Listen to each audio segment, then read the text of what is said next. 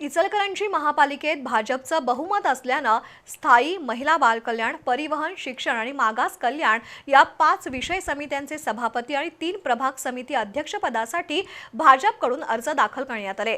तर विरोधी शिवशाहू विकास आघाडीचं प्रभाग ड मध्ये बहुमत असल्यानं या प्रभागाच्या अध्यक्षपदासाठी त्यांचा अर्ज दाखल झालाय।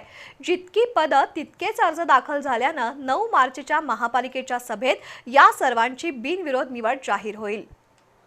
इचलकरंजी महापालिकेतील 5 समित्यांचे सभापती, उपसभापती आणि प्रभाग समिती अध्यक्ष निवडण्यासाठी महापौर उदय धातुंडे यांनी 9 मार्च रोजी विशेष सभा बोलावली आहे। भाजपकडून स्थायी समिती सभापतीसाठी सतीश मुळीक, महिला बालकल्याण समिती सभापतीसाठी रुपाली सातपुते, परिवहन समिती सभापती म्हणून अरुणा बचाटे, शिक्षण समिती सभापती पदासाठी विद्या साळुंखे, मागासवर्गीय कल्याण समिती सभापती पदासाठी रुबेन आवळे यांचे अर्ज दाखल झालेत। तर भाजपचं बहुमत असलेल्या प्रभाग अ समिती अध्यक्षपदासाठी सुशांत कलागते, ब समिती अध्यक्षपदासाठी अभिषेक वाळवेकर, क समिती अध्यक्षपदासाठी सारिका पाटील यांनी अर्ज दाखल केले।